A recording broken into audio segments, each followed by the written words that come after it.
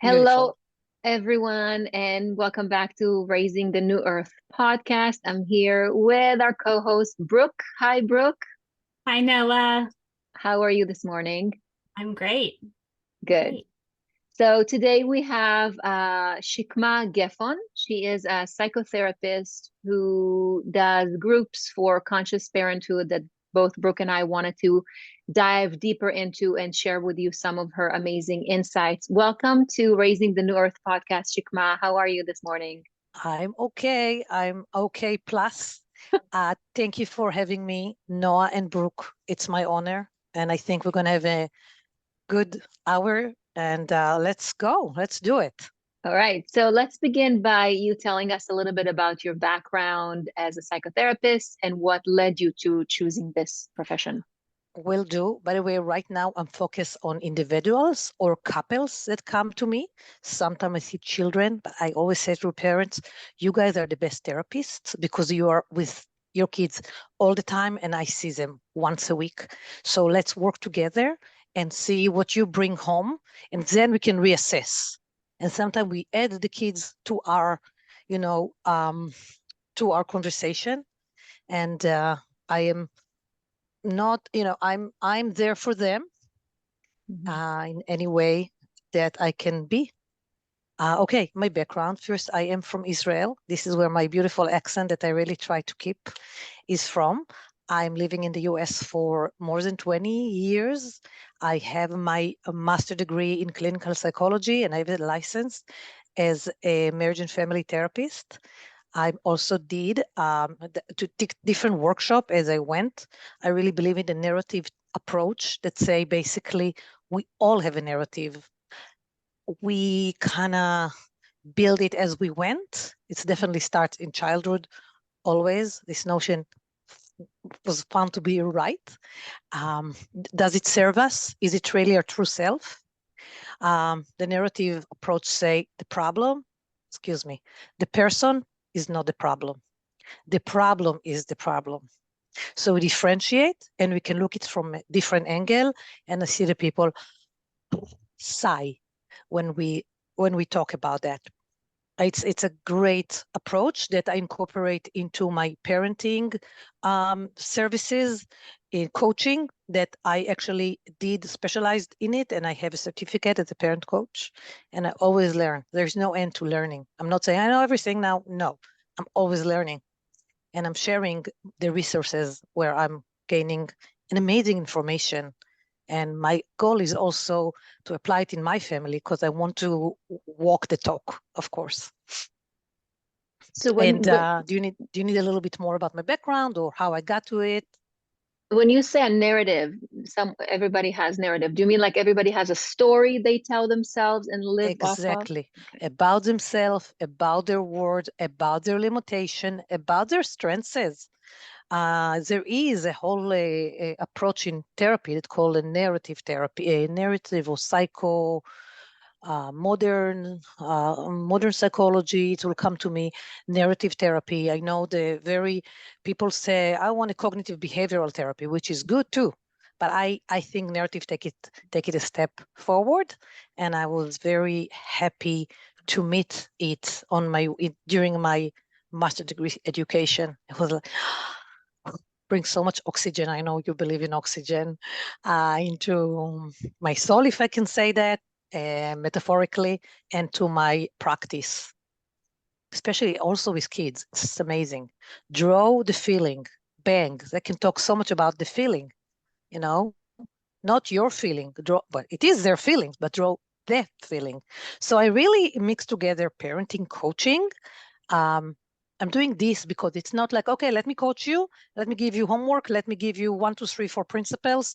We're like learning the principles. We are talking about, will that principles work? Well, understanding why, where is it coming from? Yeah. So you did is this an official thing called narrative therapy? I'm curious. Like, Yes, yes, okay. yes, Okay. yes. And it's under an umbrella of I don't think it's called modern psychology. It will come to me. The explain Yeah. Definitely not psychodynamic, because psychodynamic is, let's talk about your childhood, and sometimes we touch it, but sometimes learning about my childhood, the in and out, can explain to me why am I like that, but not necessarily give me tools for what I can do now. So it's modern psychology. I can find it in a minute. I just used to call it narrative. I see it here. You are Yeah. right. It says narrative therapy was established in 2017. It's a form of therapy that aims to separate the individual from the problem, allowing the individual to externalize their issues rather than internalize them. I love it. I love Okay, it. nice. I I love the did word not know. externalize is so relieving, because you're not depressed. You have a, not but generally speaking, you have a relationship with depression. Let's look at this relationship. How can we alter it? How can we make it less? In fact, it's already less, because if you yesterday draw with your child, what does that mean? What does this mean that you could draw with him? Because people don't think about what does it mean, the implication. But wow, right? You can take a break from it. You can shake yourself out of it. As much as I don't want to expedite anything, but you can.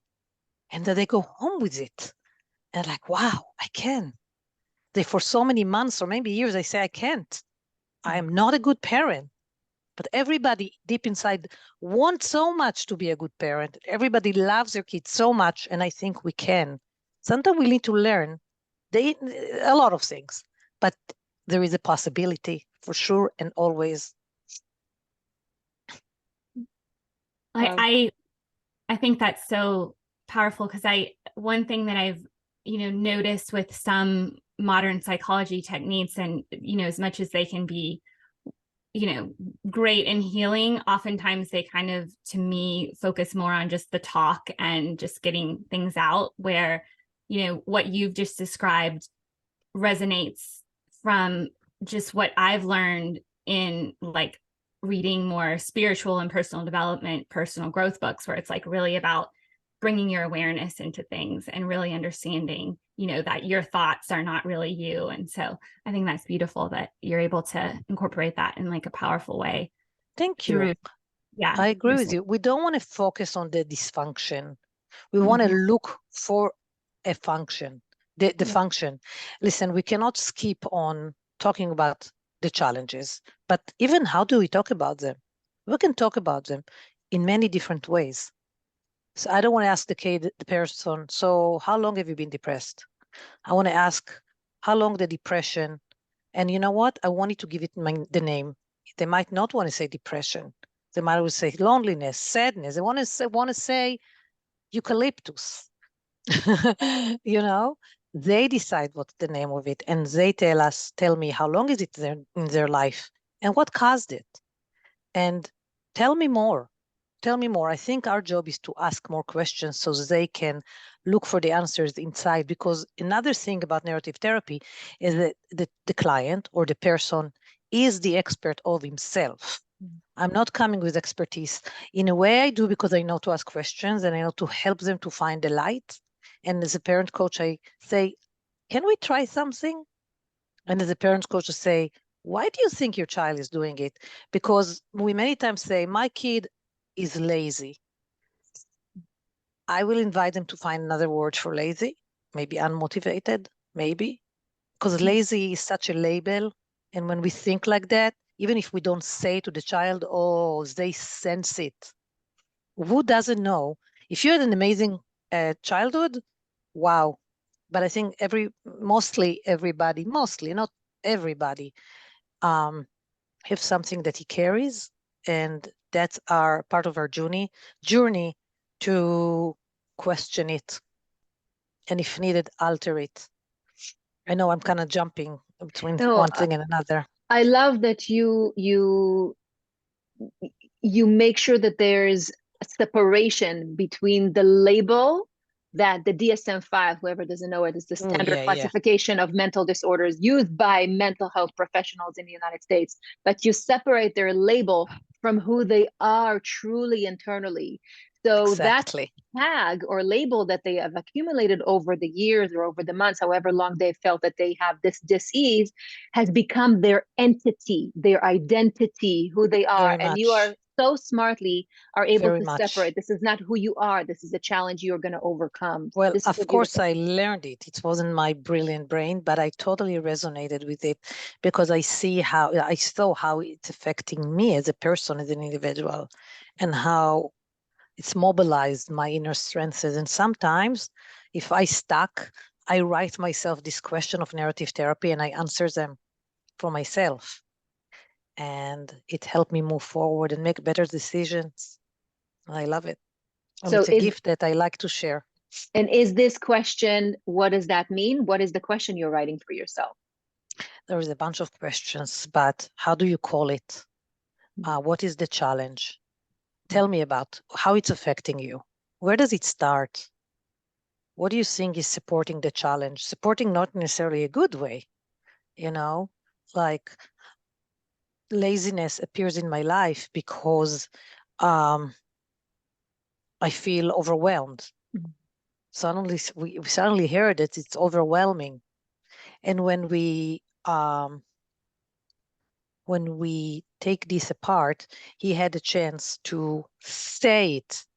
Because when we turn our feeling and guilt and shame into words, a little easier to deal with them. Because as you guys probably know, feelings are walk around in our body, it's sensations, so hard to let it go. But if you turn it into words is already left side of the brain. Oh, we can now express it, understand it, but feelings are so right brain, and all we want is to scream it. But it will help us for 2, 3, 5 minutes. But then what are we coming back to? So now the term is now coming back to me, deconstruct the problem, and now we can contract the problem. Well, I know it's not very parenting what we're talking about, but it is.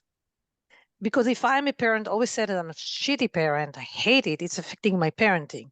And if I talk about my child as lazy or mean or so antisocial or out of control, after I discontract the person, I would ask, did you see ever your child in control? So it won't be first question. And they say, yeah, when he plays with Legos, he can totally be in the moment and he doesn't have outbursts of anger. And I say, really? Tell me about it. Because then he hears himself talking about the time that the child was in control. Wow. Where else are they? Do you see that they're in control? Never really. Does he have a best friend? Yeah. Is he in control with his best friend? So all of a sudden we're starting a new narrative about the child. And then I ask, what does it mean that he can be or show control? What does it mean about him? All of a sudden their narrative about the child shifts a little bit. Oh, so he can. I will also ask in the beginning what triggered the lack of control. Because if I am not in control, oh my God, it's really, because our nervous system communicate all the time. Just like when you walk in the street, somebody smile at you, maybe you think he's a little weirdo, but you'll smile back. And when you open the door and your partner will frown, you're like, immediately upset too. It's not even conscious. So what if the child come home and we say, hey, do you want a hug? Hey, do you want to eat something yummy? Hey, I missed you. I missed you. Maybe they can shake a little bit of out of control because our nervous system helped him regulate himself. And regulation is the opposite of lack self-control. And I see it working. I really do. At home, I have a 6-year-old. Good luck to me. And he's intense. I love him to death, and he's cute and kind and smart, but he's 6. So if there was no yogurt that he likes in the refrigerator and he's tired, I don't like yogurt. And if I say, okay, we're going to buy it later, this is not what he wants to hear. He wants me to understand, oh my God, I'm so sorry, even if I fake it. Yeah, it's better not to fake it. It's better really to meet him. Well, it doesn't always happen to me. but I'm really, really sorry. And I go down to his eyes level, because then he doesn't feel like I'm, in nature, animals, when they feel threatened, they don't always, not only go to the eye level of the other animals, they even go under. So I'm not threatening you now. Oh my God, it works. It's Dan Siegel. Dr. Dan Siegel taught me that. He's a pioneer of the neuropsychology. Yeah. And I can hear his book on Audible again and again, because it's a good reminder. Did he write, is he who wrote The Whole Brain Child? Yes. Okay. Yes. And the yes Okay. and the yes brain. Yes. And no drama parenting. Take the drama out. There is enough drama. They come with their drama. Now you add a drama. Whoa. Yeah. Yeah. Yeah. And he's amazing, because he's not like, oh, you made a mistake. He's like, hey, I made mistakes too. And I'm Dan Siegel, because we're not perfect. And it's just amazing to listen or read his books. Yeah.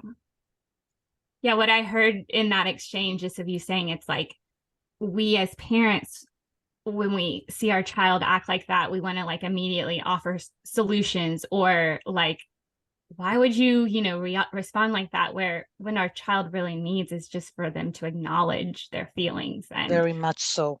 Not as a teacher, like not saying, oh, I understand how you feel, because this is not emotional enough. And they're so emotional. So Dan Siegel have a term. The kids need to feel felt. It's not a proper English, but it's like it means everything. They need to feel felt. They need to feel like you see them and feel what they feel. And there is so much healing in it that sometimes they don't need more than that. They don't even need to go to the solution, because their nervous system calm down. Just like, how they cry and because they got hurt, and you say, can I give you a kiss on the boo-boo? And they give you their hand, like the little ones, and you kiss it and it's over. They move on. They go to play. Wow. Because you address their feelings with your love. Yeah. What do you think about, I don't think any of us really knew what type of mother or father we're gonna be like. Correct. I mean, and we saw our parents, for those of us that, were fortunate and blessed to have family and parents growing up. So we saw how our parents raise us. And then I think at some point in my motherhood, I realized I'm my mom in so many aspects, and I had to pause, get rid of that story or that imprint in me, and decide who I want to be as a parent. So as I was raising my kids, I picked up many books. I picked up a book called Permission to Parent, and now I'm reading a book called The Blessing of a Skinned Knee, and it's about raising self-reliant children. Where do you see the difference between teacher, not parent, or friend, not parent? What is your professional and personal take on that? I think it's not permitted to say that sometimes we can be their friends or be friendly. But I say sometimes, because sometimes they do need a guide.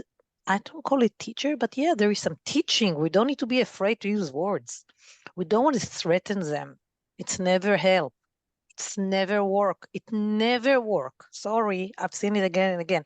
It works for the next 48 hours, but they will resent you so much, and it's not worth it. And they start resenting themselves, because if you punish them, something in them is bad, because they see us as everything, especially until age 10. But even as a teenager, you don't want the resentment. But what do you want? Do you want to give them everything? Not when it's inappropriate. I say a lot of yes, whatever you can. If you say a lot of yes to your children, when you say no, they're not going to freak out. There is a dynamic of permission. But when it's important, super important, you say no. But how do you say no? I love the book, The Blessing of Skinny. I love it. But you can also say lovingly, let's use the metaphor of the skinny. Ouch, it really hurts. I get it. What can we do about it? I'm not saying stay home today and watch Netflix. What can you do about it? I don't know. Then you don't give them the answers. You say, okay, let's think together. And you can give two options and say, what do you think? And so what happened is that first you show understanding and you regulate themselves. And by regulations, they can go to the solution side of the conversation, and you see. Now, will it always work? No. Okay, so let's do something else. And sometimes saying, let's talk about it in 5 minutes, it's really working because you regulate yourself. Like, geez, again, the skinned knee. Again, you freak out about not having the good teeth, the teacher you like, the first session. Again, freaking out because you don't have schnitzel in the refrigerator, or even bigger things. But the 5 minutes allow you to regulate yourself and they to regulate themselves. And then you come to conversation, you don't desert them. You say, I cannot talk right now. Let's talk about 5 minutes. You say, you know what? I think 5 minutes will really help us. At least it will help me. Let's go back to it in 5 minutes. And listen, my mom didn't do everything right, but she used to come back. Well, she didn't really live, but sometimes she came and gave me some tea or some, fruits. I'm studying for my final exam in 12th grade, and she showed up in in the room with cut watermelon. How nice is that? So put in the bucket things that make them feel good. Try your best. Sometimes you take away from their bucket, and then you feel horrible. So you come back and say, you know what? I'm sorry I said that. I'm not perfect. I was probably dysregulated. So then you give them vocabulary so they can say, what they feel. And it's not overwhelming because mom and dad feel like that too sometimes. Yeah, it's a beautiful way to teach them by example. Oh, right. Right. Yeah. My 6-year-old was upset, not that upset. He went outside again, moving their body, came back and say, Mommy, I'm sorry I yelled at you. And I'm like, my jaw fell. Wow, 6-year-old out of nowhere, 5 minutes later. Wow. I think he saw it. It was the sweetest thing. Yeah. Yeah. Can we speak a little bit about healthy boundaries and what they look like in the different age groups that you see, or even personally in your household? Yeah, I think it's not a bad word. Boundaries. Some parents these days are afraid of it because they're afraid that their kids rebel. But I think it's good for the kids to feel that there is an end to everything, like an end, like not like I finish, but like boundaries, like places they can't cross, because they feel more safe like that. Just like if you go on a roof and there is no fence, you want the fence, even though you want to round around and play ball, still want a fence to protect you, and we are the fence. So if they're on a roller coaster, we go on them, but we ask them to buckle. Boundaries depends how we do it. If we first of all need to choose our boundaries. If the kid telling you, can I be 10 more minutes on the tablet? 10 more minutes. Okay. If the kids say, I want to shower in 5 minutes, and then 5 minutes pass and say, can I have 1 more minute? Because I allowed it. I don't always need to be right. But if he had a huge ice cream and he want another one, I know it's not good for his tummy. So I'll set the boundary, but I'm not set it punitively. I'm not say, too bad. No, can't have another.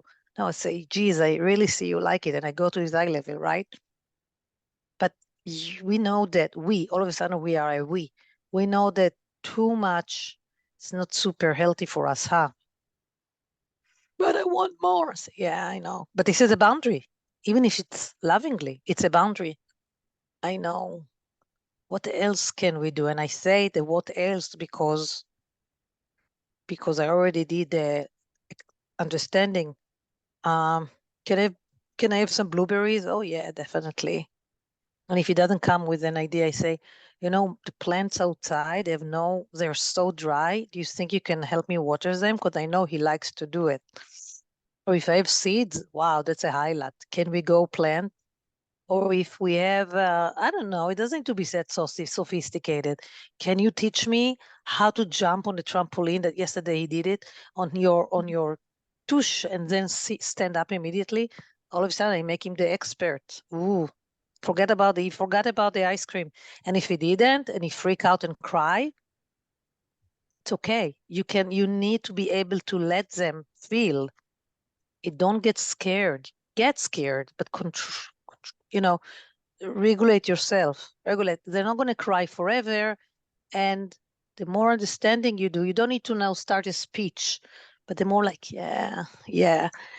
And so I don't want to, yeah. Say, okay, what do you want? I want to be by myself. Okay. We also want to be by ourselves sometimes. Legit. There come back. Oh my God, he freaked out because my daughter did the blessing over the challah. He used to do it, on Friday night. He left.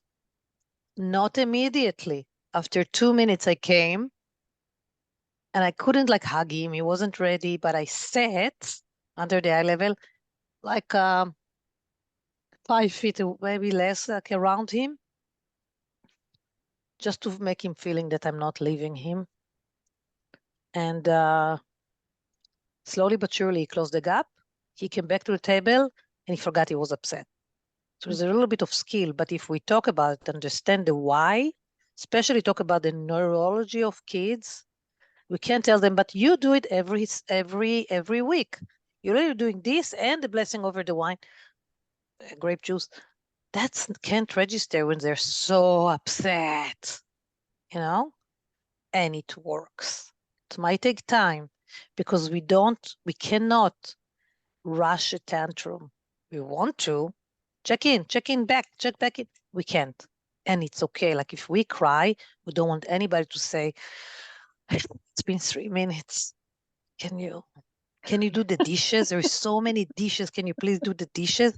I'll do the laundry. No, I do the dishes. I want to cry. Yeah. Because if we let them cry, when they'll be adults, they won't freak out about crying.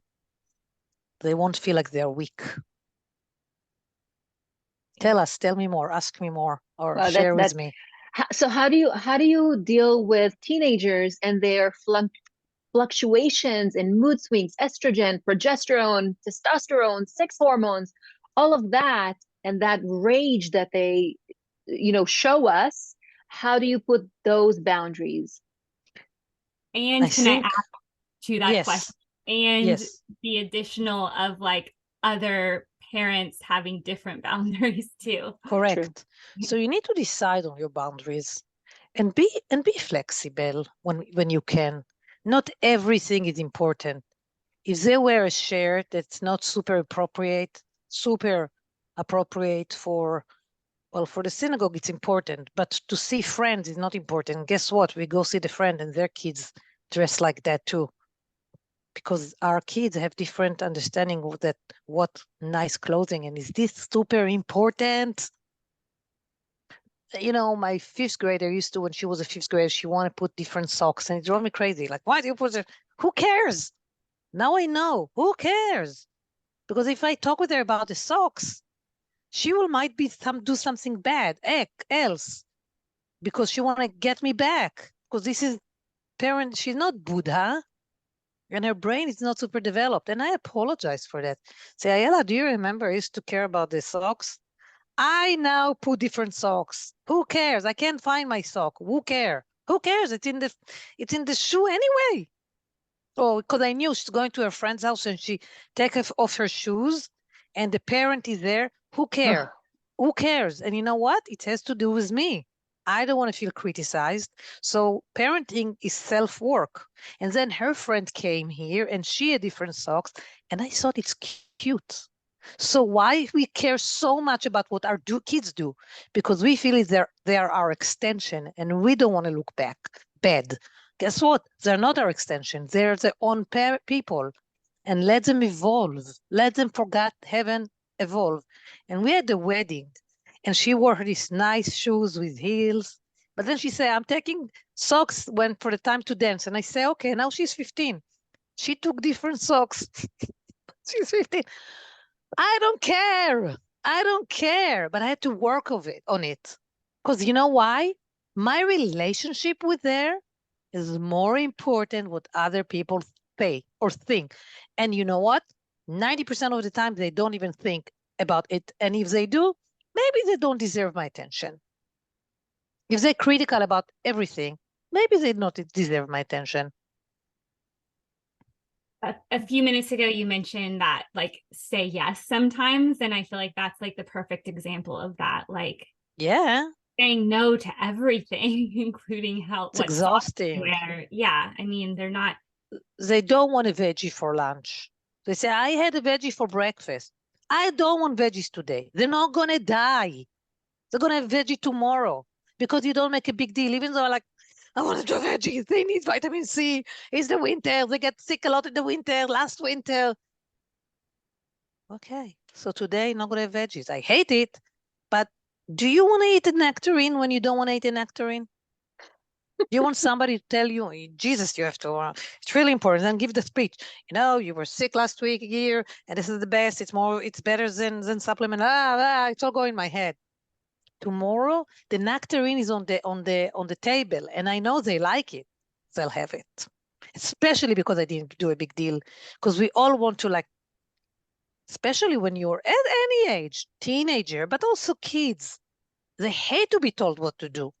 So let's tell them what to do when it's critical, and let's choose how to tell them. And if you haven't struggled with it, it's okay. That's why we have professionals to help you go deeper a little bit with yourself and also consider it. And just like we go to the doctor when we have a virus that doesn't go away. It's okay. It's actually a blessing. It's actually showing strengths because you're not like so linear that I'm doing it like that because I'm doing it like that when it doesn't work. Makes so much sense. Well, and as like being like health coaches and nutritionists, when you talked about the food, like it's so true too that if your child doesn't feel like something and you're trying to force it down their throat, like you're not honoring their intuition and their ability to read their own selves and know what they want. And so, Correct. and I think that, you know, that's, as adults, we are disconnected from that from a food perspective, but then how many other things are we so disconnected from our intuition? So I feel like so much of what you're describing is just allowing them to be in touch with their own. Exactly. Excuse me 1 second, you can definitely take it off. I have to text my child. So what you said is something that I really like, because when it comes to nutrition, and we need to be almost like responsible for our children, but we need to give them options. And remember, I think we talked about, was it school lunches? We talked about options for kids. Mm-hmm.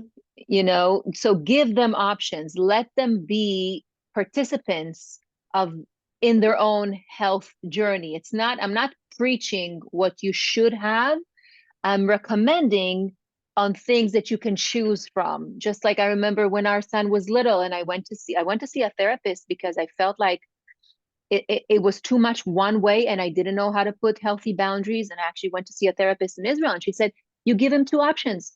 So you want to take a nice long bath with, you know, bubbles and duckling, or you want to skip it, or you want to do something else. Two options, same thing, you know, fruits or veggies. And like you said, Shikma, if that doesn't work for them that day, then, you know, it doesn't have to be the case. Maybe they're not going to have a piece of fruit or a piece of veggie.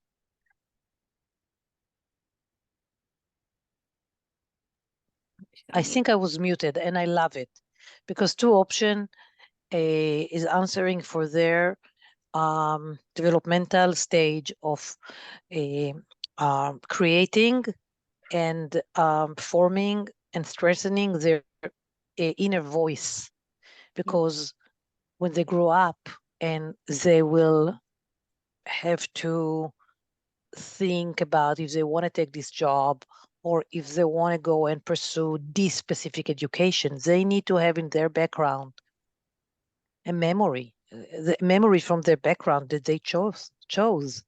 So then you practice it and you help them develop this important ability that will serve them throughout their life, and specifically in their adulthood, that there is no mom and dad around them or school that is so,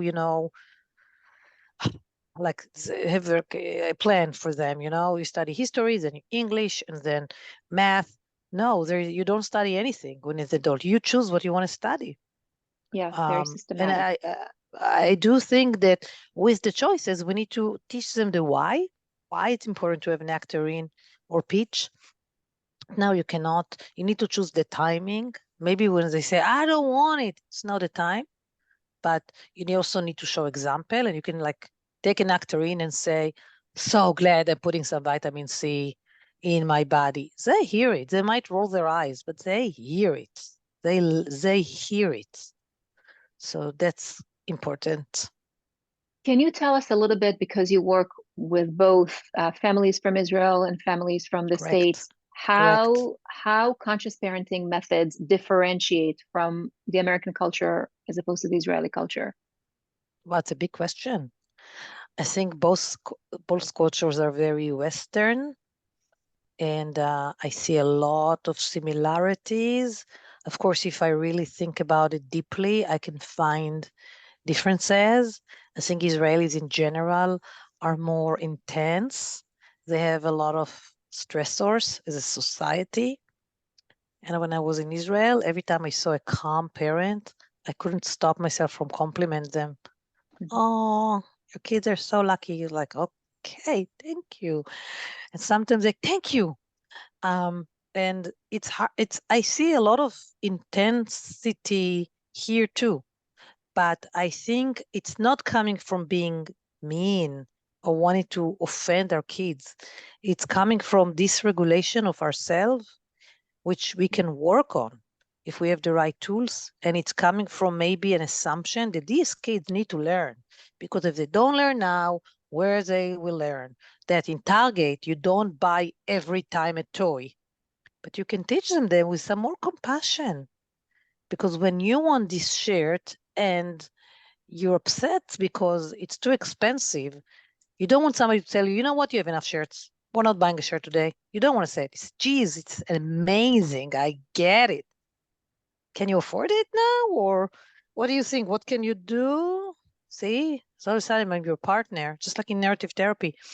It's not me against you. It's me with you facing the disappointment. Yeah. Kids don't want to feel abandoned. They have enough experiences, because people are telling me life is rough, Shikma. Sometimes they will be disappointed to pieces, and I say, right, they have enough chances to experience that. Not all teachers are lovey-dovey. When they are, I am like adoring them. Not all of them are. Friends can disappoint them. Social media, they see something they were not invited to, they crushed. So at least at home, I want to be safe for them. I want them to feel, even if we're not out of in Target, I'm home. I represent home. I want them to feel supported and loved, even if I put the boundaries and say, not today, next time. Maybe, Hanukkah is coming up. How many gifts you going to get in Hanukkah? 8. Yeah, I'm doing the 8 gift. I always give up. I actually, I like it. In Israel, we didn't, but I love it. I don't care. I'm like, You're not doing it. And that's fine. Everybody chooses differently. It doesn't need to be expensive, but I like it. I think it's a cute custom, but not everybody are on it. It's fine. And agree with it. It's perfect. It's fine. We also start to have this routine, and okay with me to keep it. It can be a $20 gift. But Yeah. I mean, my question is specifically, who do you feel is the sole responsible for injecting values in the kid? Is it the mom in America or the mom and the dad? I feel like the dads are very dominant in Israel because we have very dominant people in Israel. So do you feel that there is a differentiation in the kids' behavior because of that, or the boundaries because of that? I think that patriarchy is going less and less, becoming less and less important. Israeli women can be super strong. I see both. I see in Israel, strong dads. You know, it's not the 70s anymore. Women like catching up. I see strong dads, and then I see strong moms. The moms are more with the kids, more around with the kids, generally speaking. And I try not to work with assumption and generalization. I know people say Israelis are rude. Oh, there's so many Israelis that are not rude. Mm-hmm. Americans are shallow. Oh, there's so many Americans that are not shallow. Right, No? staying away from the labeling of a culture that we don't know enough about. Correct. Yeah, but I Yeah. I see my kids and the way that we raise them. My husband is an American, I'm Israeli. There is some tough love there. I'm not gonna lie, and I don't want to lie. There is tough love. There is things From that who? I do From your with my daddy? from From me. dad? Okay. And there are certain expectations that I have from my kids that are non-negotiable. Like certain things that I will just the tone itself of me communicating with my children is very different than my husband communicating with my children, and even Are my mother-in-law. they overwhelmed by it, do you think? It's okay if they are sometimes, but are they always overwhelmed by it? I think by now they know who is good at what. So they'll go to Exactly. my husband for, mommy said no, here is my negotiation with dad, because he will for sure say yes. But why? Don't you guys want to be on the same page? I You mean, can say depends on yes what. in Depends what. right. Depends what. If it's something that I feel that is crucial, then I will whisper to my husband saying, she already asked me. I said no, so let's just be in this together. If it's not crucial, I actually enjoy the habit and the value of negotiation, because this will serve them in the long run. Go ahead, So negotiate for what you want. Maybe no, I'll see it. maybe you can quote unquote challenge yourself and start trying this negotiation, and sometimes just ask them, why do you need it? Tell me about it. So they'll do their okay, but I'm comfortable with it, and this is called transparency. It's not a you statement, it's an I statement. I'm not comfortable with you sleeping late. So let's talk about it. Maybe we can negotiate. You can, we all evolve. That's the Mhm. cool. But it's okay also if there is a parent that is a little tougher. It's okay. The kids need to see different things because the world is not only negotiable. So you see if it's serving you and they're serving them. And if not, you can challenge it, not completely. From now on, I will always negotiate with you. But we can practice with little things, you know? I do it too. I'm Absolutely. not perfect. I do it too. I practice different things, and sometimes it works and sometimes it doesn't. And if it's critically, if I offend them critically, I'll come and I apologize. Say Yeah. sorry. And if it's not, it's not. If they're upset, oh my God, listen, do you remember the TV show Dynasty from the 80s? Hmm. Brooke, are you familiar with Dynasty? Yeah, Okay, yeah, it's hysterical. It was in Texan Texas, right? telenovela. Yeah. That was a yeah. huge thing in Israel in the 80s, right? Oh, All the Yeah. really? kids wanted to watch it. And it was on Wednesday at 10 p.m. And my mom, that was very strong, by the way, she said, no, it's too late. I will videotape it for yourself. No, no. I was super offended. And she kept her word. She said, you need to sleep. You're fourth grader. You need to sleep. You need 8 hours of sleep. I was so upset. But today, I cherish this memory. I Mhm. love it because she taught me boundaries, and she told me to put boundaries for myself when I need them. So every parent brought something else. My father was super loving and never criticized me, but never, never. Wow. I learned from him this. Never. And my mom, she was more tough love. And but when I was in distress, she was there for me. So I learned it from her. If each parent brings something else to the parenting and to the children. Yeah, that's important. There's an equilibrium, right? There's a dynamic parenting of both of us. Can we segue for a second? As nutritionists and health coaches, we always say on the show that when it comes to nutrition and dietary protocol, everything should be in balance. If you look at the centenarians, those that live way, over hundreds years old, we always say everything in balance, and possibly less processed, the better, because that's how they live over there. And your story, when I heard your story about, now your daughter is now 15 years old with type 1 diabetes, that you successfully were able to advocate for her by standing up against the system. And Correct. those that are not familiar, we don't promote the labeling of a diet, paleo, vegan, vegetarian, plant-based. We stay away from labels in general in this show. But I want you to tell the story of how you discovered that for your daughter, ketogenic diet, that, by the way, was introduced for those that don't know, ketogenic diet was introduced in the 1920s by modern physicians as a treatment for mostly kids who didn't do well with anti-epileptic pills. Right. And so the ketogenic Seizures. diet, seizures. And so the ketogenic was introduced to them. So you have found that the ketogenic diet really helped your daughter, regular her insulin level. Tell us a little bit how you stood up to the dietitians and the doctors that led you to a different route than what you advocate for now. Just briefly. Thank you. Yeah, of course. Of course. So first of all, could be amazing to do ketogenic, but she was 12 and a half when we started. No, 12. So we do low carb diet, and ketogenic is up to 30 carbs a day. That's it. To be honest with you, we don't count her carbs.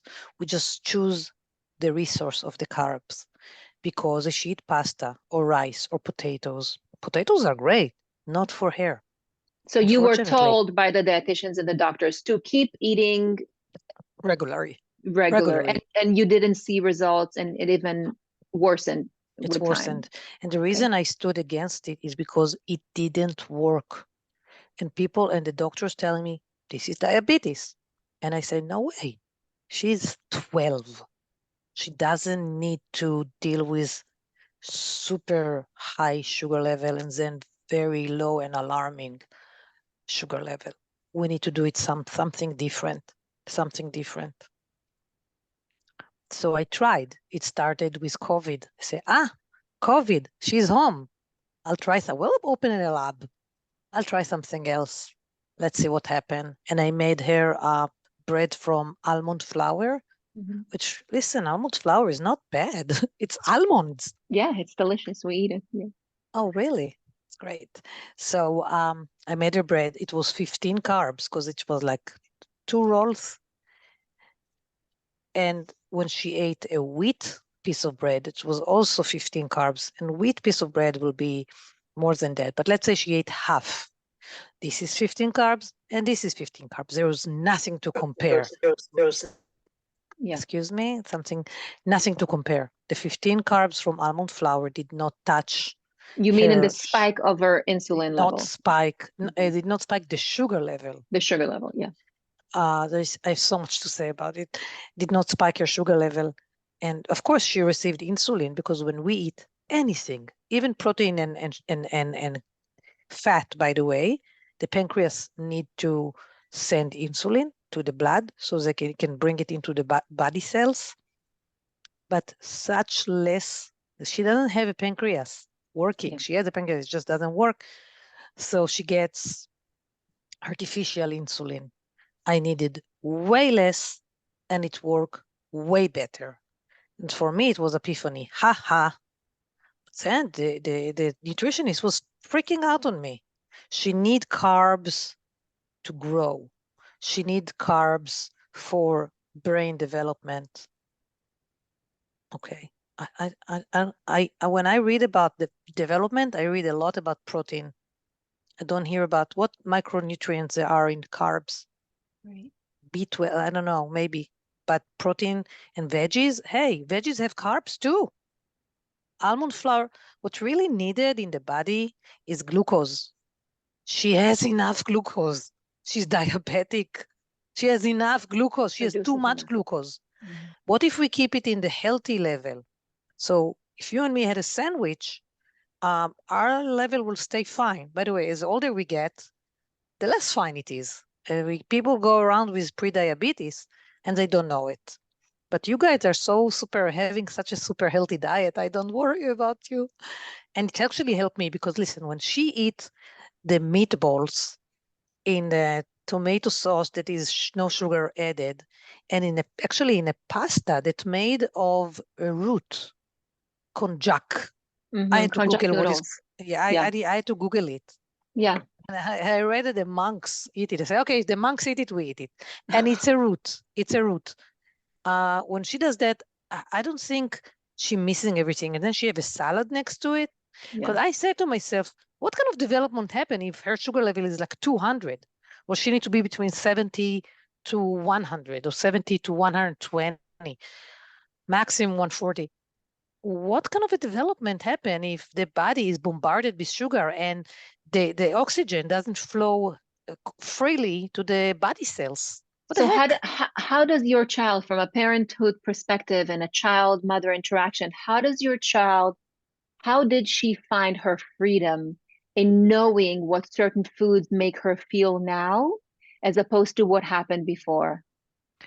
I'm not going to lie to say it was a process, but remember how we say we can't expedite a tantrum?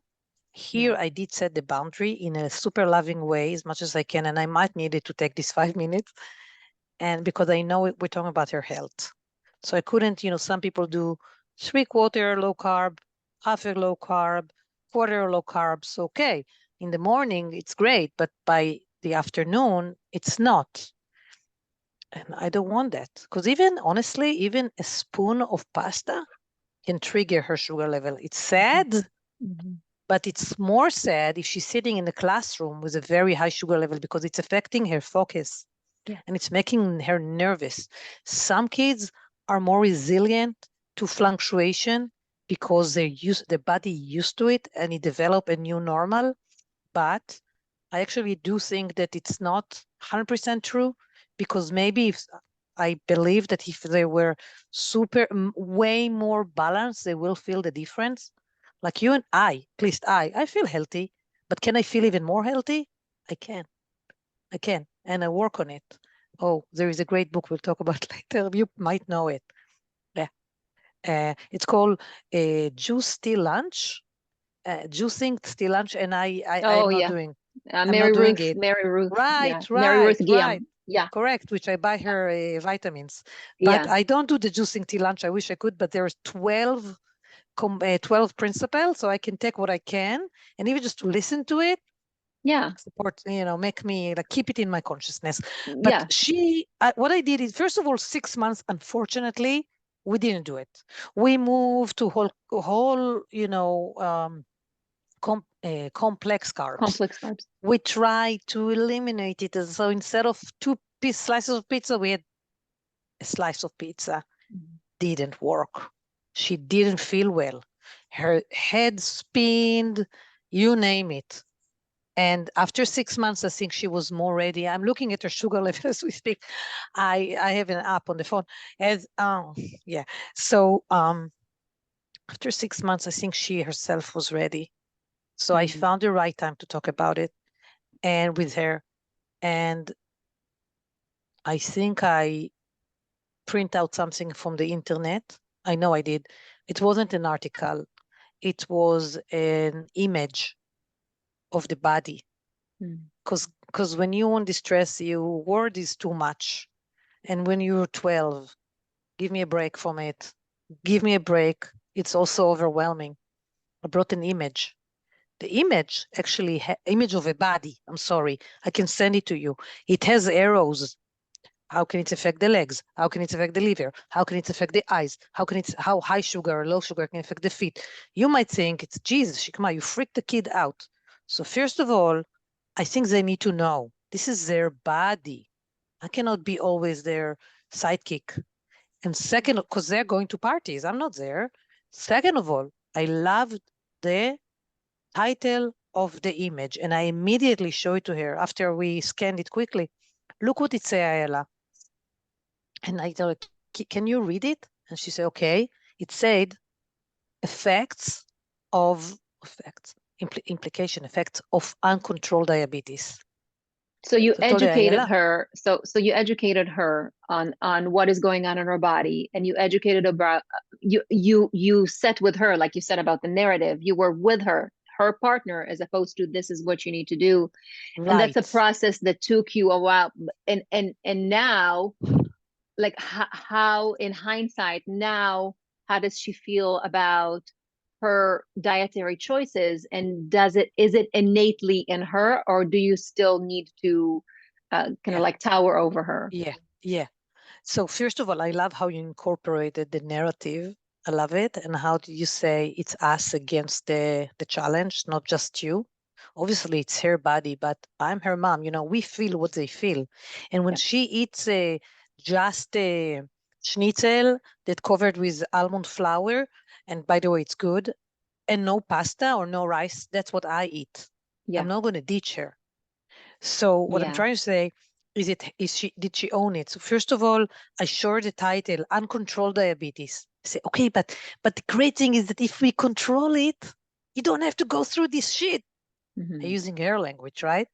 We don't have to. This is amazing. We didn't hear it from the doctors, but they're not here 24 hours a day to see what's happening at night, that I have to wake you up and give you an insulin shot because your sugar level is so high. Back Right. then, she didn't have the insulin pump. So did she own it immediately? First of all, she's living in my house. I made one mistake once, okay, let me give her rice. And it was so bad. I took everything from the pantry, all the carbs, and it's not here anymore. I had a 4-year-old, so he's not going to eat Right. carbs. Right. They have healthy carbs. He likes quinoa. She doesn't. He likes yams. She doesn't. This Yeah. is what I made. And honestly, this is what I make till today. And for our listeners, just to have an understanding, carbohydrates, in our brain, 90% of our brain is really glycogen, and glycogen are the fuel, the fuel for the brain, and that can come the glucose, fruits, roots, vegetables, even grains. If you can do grains, complex carbs, these are there's Yeah. no that's not Yeah. a bad word. And what No. we're talking about right now is Shikma and her daughter finding a way for her daughter specifically that has worked for her. So we don't make anything good on bad in nutrition, but we do We're say not. again, when We're someone not. has a chronic illness or a need to shift their diet, there are things that you can look at that your doctor and your nutritionist may not be aware. Like you said, they're not with you Right. to inject the Right. We insulin. need glucogen. I love Yeah, it. We don't yeah, need glucose. You know a lot, obviously. We need glucogen, and she has enough glucogen. And veggies can provide glucogen, and almond flour can, and even yeah, protein break into glucose. Hello, it does. I just do it slowly, so it keep it steadier. The kid yeah, is eating at 9 a.m. Sometime, and this kid used to have like these 12 inches when she was 11, Subway sandwiches. Fine with me. I was like, where does it go? Wow, Ella, amazing. I could not even do it, the whole thing. And yeah, now she eat an egg and veggies and a heavy cream cheese, like fatty cream cheese and cheese and a veggie for at 9 a.m. And by 5 p.m., Ella, did you eat anything? No, because the protein, we don't have the carbs in our system to break fast and make her hungry. Protein breaks very slowly. And honestly, Eli is young and he wants the carbs and it's fine and it's not a bad word. Absolutely. yeah. Especially complex carbs. But if he was on low carb, he would be fine. He would really Yeah. be fine because we need protein. Carbs are Yeah, fine. We need and the I would protein. add That's for what I those that, think, at and least. I would add for that don't battle type 1 insulin issue. The fruits are amazing healing properties with minerals, micro minerals that are really, really beneficial for the brain and the function of our body. But when we talk about type 1 diabetes, obviously there's some, more cautious that goes into it. So Yeah. to summarize, Shikma, what would you say to parents who want to be more conscious and more narrative in the way that they approach parenthood? What can they do Wow. today to have it as their first step towards meeting their child where they're at? Yeah. Yes. Just one more word. Ayala does eat fruits. She eats strawberries and mini Low tangerines sugar, because they are low also sugar. their Yeah, low glycemic is low, right? Their yeah. glycemic index. Low glycemic. And she have little carrots. She has pepper, tomatoes. Is this okay? Is this Yeah, quote yeah, unquote enough? I think so.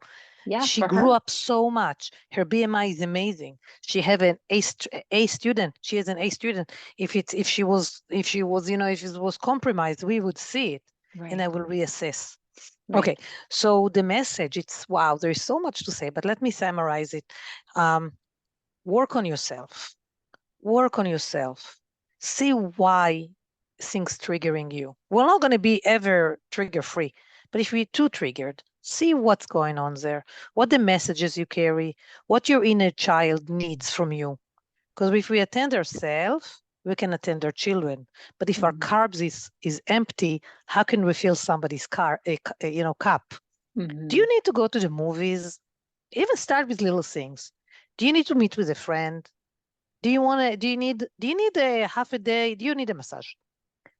Do you need therapy? Do you need meditation? Do you need a healthier breakfast so you can function better? And slowly but surely now look at your child. And I like the Dan Siegel phrase, chase the why. Mm. So if my child freak out about the yogurt, it's not really the yogurt. What's going on with him? Maybe he is tired. Maybe he was extremely disappointed because he's 6. And this is disappointing for them. It's like if we come home and somebody broke into our house, we will freak out. So for the young brain, the lack of yogurt is like for us, somebody scratched our car or broke into our house. No kidding. Look at their reaction. Geez, like for us Yeah. in the adult brain, like, but chase the why. Because when we have compassion, it's easier for us to show it. Yeah. Instead of like, Compassion for ourselves and compassion to exactly. ourselves first so we can be regulated, and then Yes. And if compassion to our we do children, something wrong, 100%. it's okay. We will fix it. They need to also know that they can fix what they failed. And so not Yeah. freaking Try out on again. us when yes, exactly. And Shikma, learn. where can our audience and listeners find your work? I work in Thousand Oaks, California, one-on-one, and I work via Zoom. I Do you have a see website? people. I have a Facebook page. I'm working on the website. It's called Conscious Parenting, and it's also said in Hebrew, Horut Mudaat. So conscious in terms of let's think about our parenting, not just do it, and let's think about children, not do it automatically. Yeah. Sometimes we can, but sometimes we can't. And we'll add it And in the show I notes as well. appreciate that. Yeah, Appreciate of course. also in Psychology Today, I have a page that describes a little bit more. It's a website, Psychology Today, for finding therapists. Describe more what I'm doing and what my approach is. And find me everybody's on Facebook beside you, Noah. Find me there. Find me there. Call me. Let's have a conversation without. I'm not. I'm not. Yeah. I'm not asking for money Discovery for a. conversation. Exactly. I love Yeah. this word. Brooke, And I'm anything else you here. would like? Thank you, Yeah, Shikma. Anything please, else of you would like course. to add? No, I mean, it was so wonderful to have this conversation with you. And even when you were talking about your daughter's journey with the diabetes and with the doctor saying like, It's okay.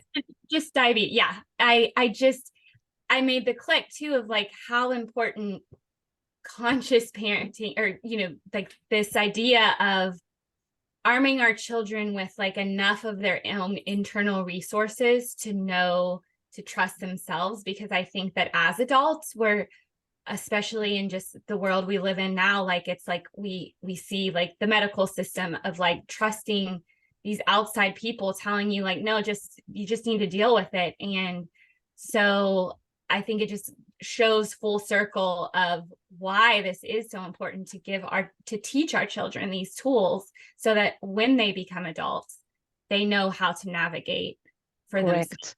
And I think we can replace the word type 1 diabetes with any struggle. If they struggle socially, if they struggle with school, depression, anxiety, don't give up. Don't say, well, that's my child. Don't give up. There is a way. There is a way. And you'll figure it out. Beautiful. Thank you. So with those last words, thank you so much, listeners, for being with us on Raising the North podcast. Thank you, Shikma. And Very as welcome. always, thank you, Brooke. And thank you guys for having me and trusting me. I appreciate it very much. and we'll see you guys later. Bye. Of course. Bye-bye.